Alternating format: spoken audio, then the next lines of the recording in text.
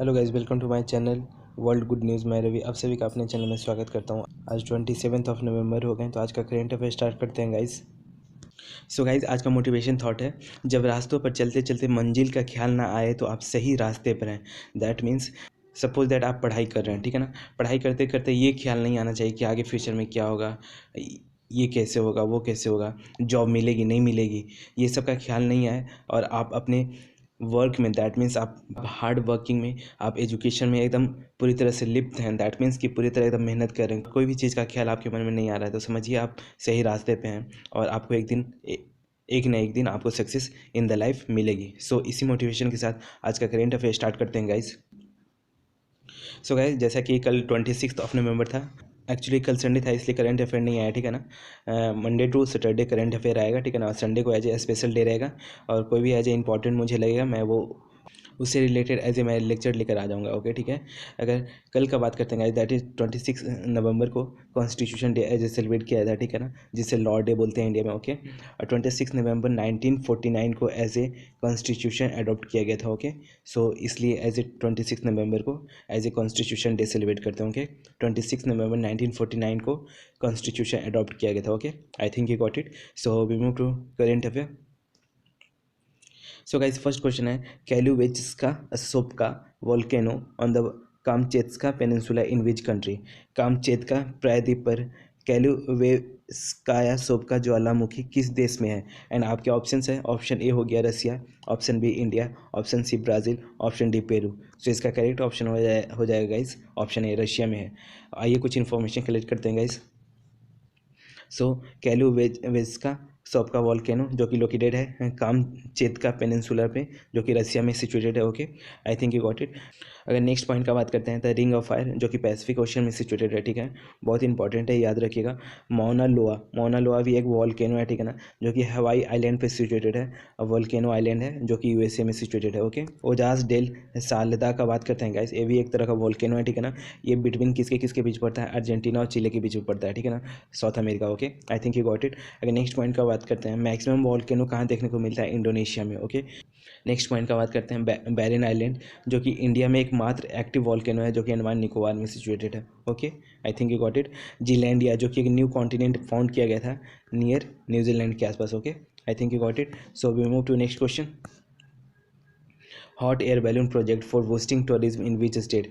किस राज्य में पर्यटन को बढ़ावा देने के लिए हॉट एयर बैलून परियोजना शुरू किया है। एंड आपके ऑप्शन है, option A Haryana, option B Delhi, option C Jaipur, option D UP. So इसका करेक्ट ऑप्शन हो जाएगा इस ऑप्शन ए, हरियाणा में ये स्टार्ट हुआ है। आइए कुछ इन्फॉर्मेशन कलेक्ट करते हैं गाइस। सो जैसे कि आप ये पिक्चर देख रहे होंगे, ठीक है ना, Haryana innovate the hot air project to promote tourism. Okay, I think you got it.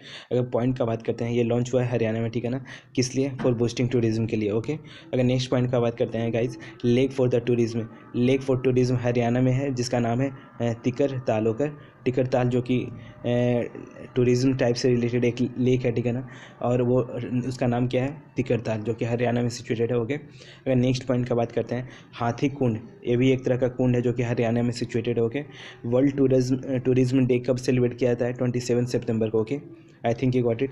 Next point का बात करते हैं, हरियाणा फॉर्मेशन फ्रॉम पंजाब, हरियाणा का फॉर्मेशन कहाँ से होता है, पंजाब से होता है। 1966 में हरियाणा का फॉर्मेशन होता है। ओके, अगर नेक्स्ट पॉइंट का बात करते हैं, नेहरू जी का ड्रीम सिटी का नाम क्या था, चंडीगढ़, चंडीगढ़ को dream city of Nehru ji के नाम से जाना जाता है। Okay, I think you got it.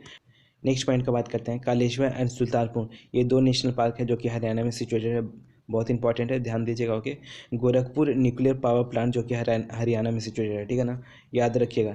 Haryana में सिचुएटेड कौन सा न्यूक्लियर प्लांट है, Gorakhpur nuclear power plant Haryana में है। आई थिंक यू गॉट इट। अगर नेक्स्ट पॉइंट का बात करते हैं गाइज, हरियाणा एज न्यूज़ में आया है तो कुछ इन्फॉर्मेशन कलेक्ट कर लेते हैं। सीएम वहाँ के होंगे मनोहर लाल खट्टर जी होंगे, और वहाँ के जो गवर्नर हो जाएंगे Bandaru Dattatreya. Okay, I think you got it. So we move to next question है, the 19th edition of the prestigious Kalakar Puraskar held in the which state.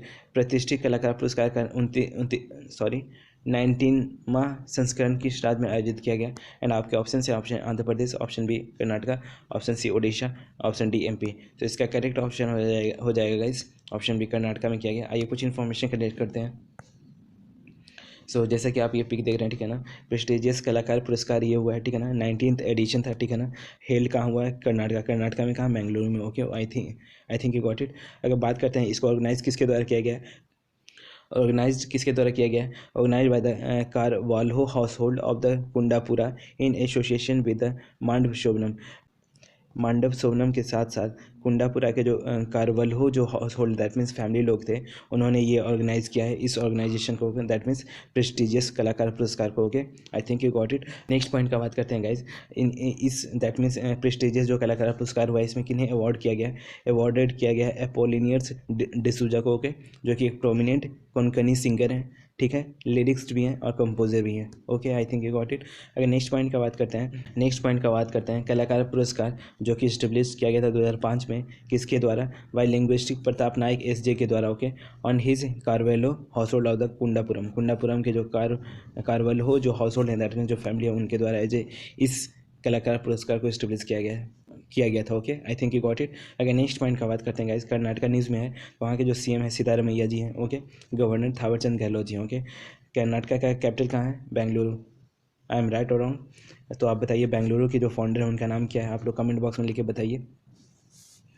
अगर नेक्स्ट पॉइंट का बात करते हैं गाइज, हाल ही फिलहाल में कुछ अवार्ड एज ए न्यूज़ में था, ठीक है ना, तो कुछ इन्फॉर्मेशन फैक्ट कलेक्ट कर लेते हैं। Indian literary award, that mean जिसे ज्ञानपीठ अवार्ड बोलते हैं, 56 जो ज्ञानपीठ अवार्ड मिला था, किनको मिला था, आसामीज़ लैंग्वेज में नीलमणि को मिला था। ओके, और 57th जो ज्ञानपीठ अवार्ड था दामोदर भाई को मिला था कोंकणी लैंग्वेज में। Okay, I think you got it. अगर नेक्स्ट पॉइंट का बात करते हैं, ब्रिटिश का बुकर प्राइज़ किन्हें मिला गया है 2023 में, नंदिनी दास को। ओके, ग्लोबल एकेडमी अवार्ड किन्हें मिला है, CGI, दैट मीन्स जो चीफ जस्टिस ऑफ इंडिया हैं DY चंद्रचूड़ जी को मिला है। ओके, ग्लोबल एकेडमी अवार्ड, सो ध्यान दीजिएगा। ओके, रोहिणी नायर प्राइज दीनानाथ राजपूत को मिला है, ठीक है ना, और केला ज्योति अवार्ड T पद्मनाभन को मिला है। Okay, I think you got it.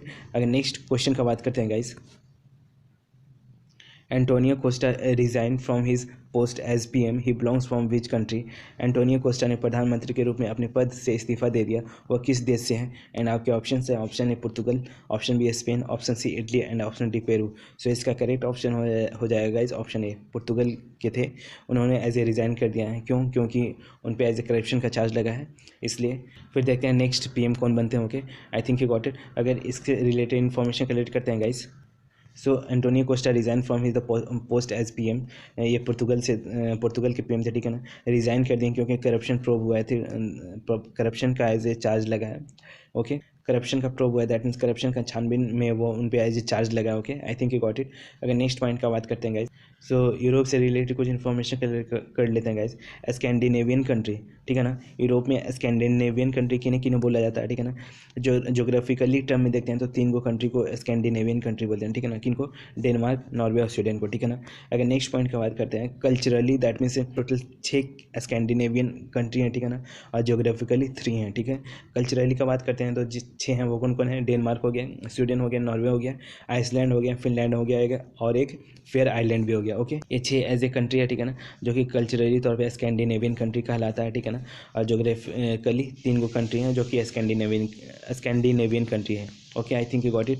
So guys, अगर नेक्स्ट पॉइंट का बात करते हैं, termed as Nordic country, that means ये जो कल्चरली जो स्कैंडिनेवियन कंट्री है, कल्चरली तौर पे ये 6 कंट्री हैं जो कि स्कैंडिनेवियन है, ठीक है ना, Denmark, Sweden, Norway, Iceland, Finland और फेयर आइलैंड, ठीक है ना, इसको एज ए टर्म्ड किया जाता है नॉर्डिक कंट्री के टर्म से भी। ओके, ध्यान रखिएगा, बहुत इंपॉर्टेंट है। ओके, अगर नेक्स्ट पॉइंट का बात करते हैं guys, the country between Spain और फ्रांस, ठीक है ना, जो स्पेन और फ्रांस के बीच में जो कंट्री पड़ता है उसका नाम एंडोरा है। ये न्यूज़ में इसलिए है गाइज क्योंकि IMF का न्यू मेंबर बना है एंडोरा। ओके, सो ये एज ए करेंट में चलेगा और ये क्वेश्चन भी बन सकता है। ओके, सो बहुत इंपॉर्टेंट है, याद रखिएगा। IMF का फुल फॉर्म हो गया है इंटरनेशनल मॉनेटरी फंड। ओके, इसका एज ए न्यू मेंबर बना है, ठीक है, आई थिंक यू गॉट इट। अगर नेक्स्ट पॉइंट का बात करते हैं गाइज, कैपिटल का बात करते हैं एंडोरा कंट्री का, तो एंडोरा ला वेला है। Okay, I think you got it. अगर नेक्स्ट पॉइंट का बात करते हैं, रिनाल्डो नहीं होगा, रोनाल्डो होगा, ठीक है, याद रखिएगा, रोनाल्डो।